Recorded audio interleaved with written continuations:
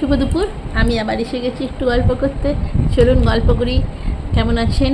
জানেন, আমাদের জীবনে চলার পথে তিনটে কথা সব সময় মনে রাখতে হবে।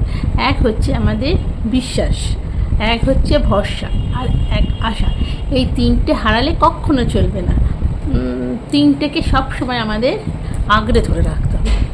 চলুন গল্প করি। জানেন, এক গ্রামে করেছে কদিন ধরে সবাই বলছে বৃষ্টি হবে বৃষ্টি হবে, গ্রামের লোক সব এক জায়গায় এসে দাঁড়ালো, হাজির হলো, কিন্তু বৃষ্টি আর হচ্ছে না।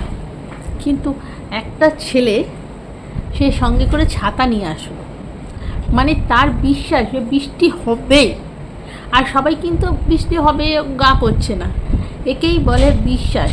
বৃষ্টি হলো, কেউ ছাতা নিয়ে আসেনি, শুধু বাচ্চাটা নিয়ে এসছে। তার বিশ্বাসের জোরে সে সঙ্গে করে ছাতাটা এনেছে।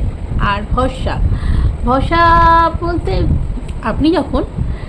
আমি যখন কোনো বাচ্চাকে পাই না, এরকম করে কোলে করে ওপরে উঠায়, বাচ্চাটা পড়ে যাবে বুঝতে পারে, ভয় পায়, কিন্তু তবুও ভরসা রাখে যে আমাকে উঠাচ্ছে, মা, কাকিমা, দিদিমা, যে কেউ, সে আমাকে ঠিক লুপে নেবে। যেরকম আমাদের ভরসা আছে ভগবানের উপরে, যে ভগবান আমাদের মঙ্গল করবেই, সেইটাই। আর আশা কখনো ছাড়তে নেই। আমি জানি আমি আজ ঘুমোলে কাল আমি বাঁচবো কিনা, জাগবো কিনা, ঠিক নেই।